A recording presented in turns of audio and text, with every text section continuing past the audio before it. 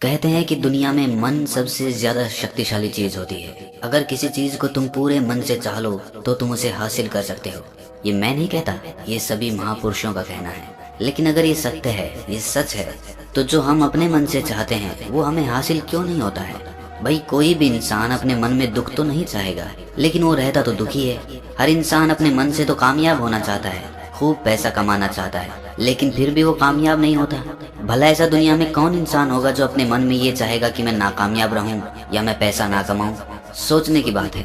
तो इसमें दो चीजें निकल के सामने आती हैं। या तो वो महापुरुष गलत थे जिन्होंने ये बात बोली कि मन से चाही हुई चीज हासिल हो जाती है, या फिर हम गलत हैं।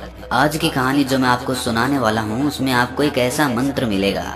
उसे समझने के बाद आपको एक ऐसा मंत्र पता चलेगा जिससे आप ये समझ पाएंगे कि अपने मन से कोई भी चीज कैसे करवाई जाती है, मन में किसी भी बात का बीज कैसे बोया जाता है। ये इस कहानी से आपको अच्छी तरह से समझ में आ जाएगा, और इससे आप ये भी समझ पाएंगे कि आकर्षण का नियम, लॉ ऑफ अट्रैक्शन, कैसे काम करता है। कहानी छोटी सी है लेकिन बहुत ही गहरी है। इससे पहले कि आप इस कहानी में खो जाएं, इस चैनल को सब्सक्राइब जरूर कर लें। तो चलिए ये कहानी शुरू करते हैं। एक बार की बात है, एक आदमी के जीवन में सिर्फ दुख ही दुख थे। वो जो भी काम करता उस बेचारे का वो काम पूरा ही नहीं होता। घर में आता तो घर में कलेश बना रहता, किसी से कोई मदद मांगता तो कोई उसकी मदद नहीं करता। ऐसा लगता था कि चारों ओर से दुखों का पहाड़ उसी पर टूट पड़ा है। उसे समझ नहीं आ रहा था कि मैं इन दुखों से पार कैसे पाऊं। वो दिन रात यही सोचता रहता कि अपने दुखों से छुटकारा कैसे पाना है। इसी कारण से वो रात में सो भी नहीं पाता था। उसकी आंखों के नीचे बड़े बड़े काले घेरे बन गए थे, जो इस बात का प्रतीक थे कि वो आदमी कितना दुखी है और कितना चिंतित है। कभी कभी तो उसके मन में आत्महत्या करने के भी ख्याल आते थे, लेकिन अपने परिवार की चिंता करके वो ये कदम नहीं उठा पाता था। वो इतना दुखी हो गया कि उसने निर्णय किया कि वो इन दुखों से छुटकारा पाके रहेगा।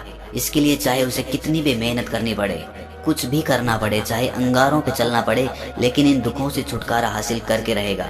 ऐसे ही एक दिन उसने अपने मित्र से पूछा कि मैं अपने जीवन को कैसे सुधारूं। उसके मित्र ने उसे बताया कि तुम किसी बाबा के पास जाओ। बाबाओं के पास ऐसा मंत्र होता है जिससे सारे दुख मिट जाते हैं, जीवन खुशियों से भर जाता है और धन संपदा भी हासिल हो जाती है। तुम किसी ऐसे बाबा को ढूंढ लो, बस तुम्हारा काम बन जाएगा। उस आदमी के मन में ये बात पूरी तरह से पक्की बैठ गई कि कोई बाबा ही मेरा दुख दूर कर सकता है, और इसीलिए उसे किसी भी बाबा के बारे में पता चलता तो वो उस बाबा के पास पहुंच जाता। उस बाबा को अपनी समस्या बताता और उससे उसका समाधान पूछता और कहता कि बाबा, मैं कुछ भी करने के लिए तैयार हूँ, लेकिन मेरी इन समस्याओं से मुझे छुटकारा दिला दीजिए। आप जो कहेंगे मैं वो करूँगा, लेकिन मेरे जीवन को सुधार दीजिए।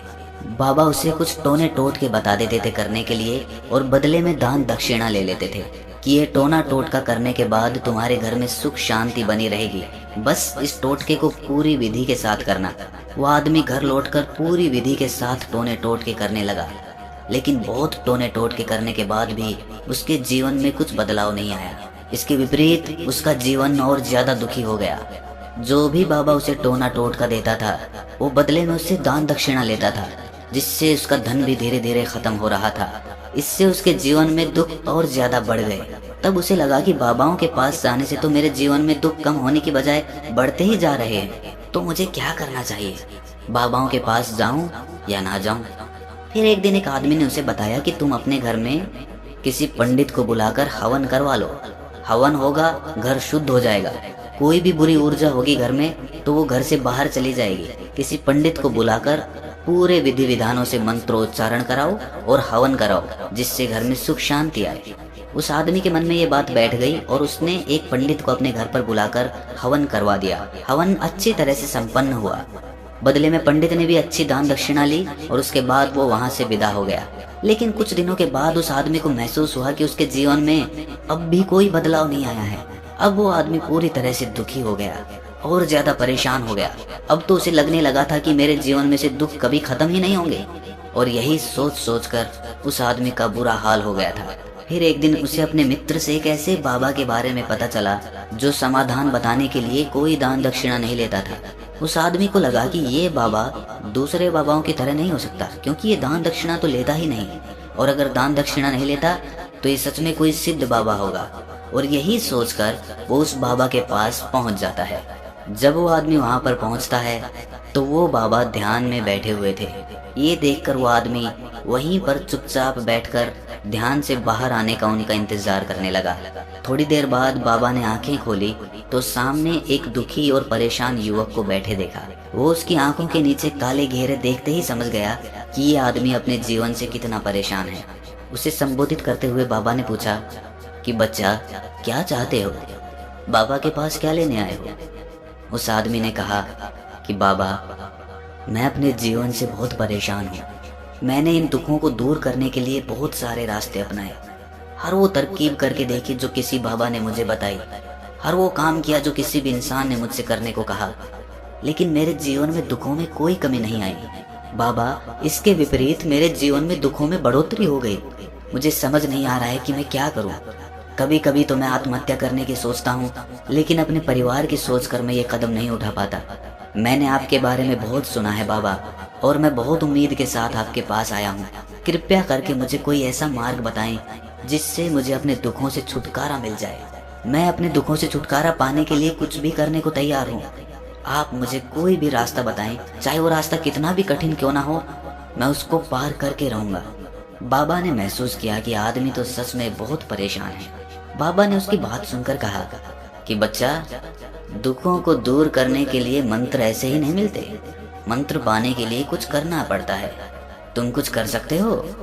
ये सुनकर पहले तो उस आदमी ने सोचा कि ये बाबा भी मुझसे दान दक्षिणा ही मांगेंगे, लेकिन और कोई रास्ता ना पाकर उस आदमी ने कहा कि बाबा, आपको जितनी भी दान दक्षिणा चाहिए मैं देने के लिए तैयार हूँ, लेकिन आपका मंत्र सच्चा होना चाहिए, वो पूरा होना चाहिए, उसका फल मुझे मिलना चाहिए। उसके बाद मैं आपको जो भी दान दक्षिणा लेना चाहते हो वो दे दूंगा।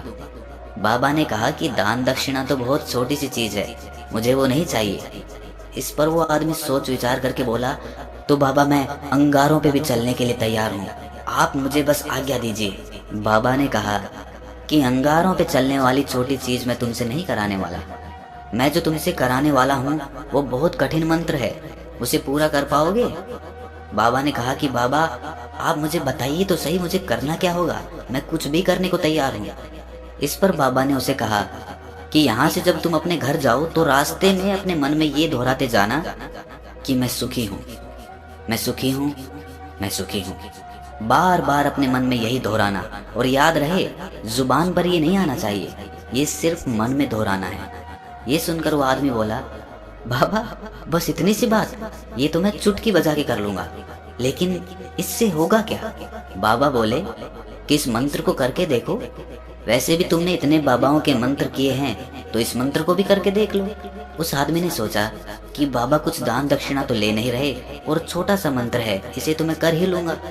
वो बोला, ठीक है बाबा, मैं ये मंत्र जरूर करूंगा। वो आदमी ये कहकर वहां से उठकर चलने लगा, लेकिन जैसे ही वो चलने लगा पीछे से बाबा ने बोला कि बच्चा, एक बात याद रखना, जब तुम ये मंत्र अपने मन में दोहराओ तो तुम्हारे मन में बंदर के विचार नहीं आने चाहिए, बंदर का ख्याल भी नहीं आना चाहिए, तो ही ये मंत्र सिद्ध होगा। वो आदमी बोला, मुझे तो आज तक बंदर का कोई विचार नहीं आया, तो अब क्यों आएगा? आप चिंता मत करिए बाबा, मैं बस मन में यही दोहराऊंगा कि मैं सुखी हूँ, मैं सुखी हूँ, इसके अलावा बंदर का कोई विचार मेरे मन में नहीं आएगा। ये कहकर वो आदमी वहां से चल दिया। वो अपने मन में मैं सुखी हूँ, मैं सुखी हूँ ये दोहराता हुआ थोड़ी दूर ही चला था कि उसके मन में अचानक बंदर का ख्याल आ गया। बंदर का ख्याल एक बार आया और चला भी गया, लेकिन उस आदमी ने सोचा कि आज तक तो मुझे बंदर का कोई विचार नहीं आया, ये आज बंदर का विचार क्यों आ गया? और ऐसे करके उसने उस बंदर के विचार को पकड़ लिया। वो ये भूल गया कि मुझे क्या मंत्र दोहराना है, और वो बंदर के बारे में सोचने लगा।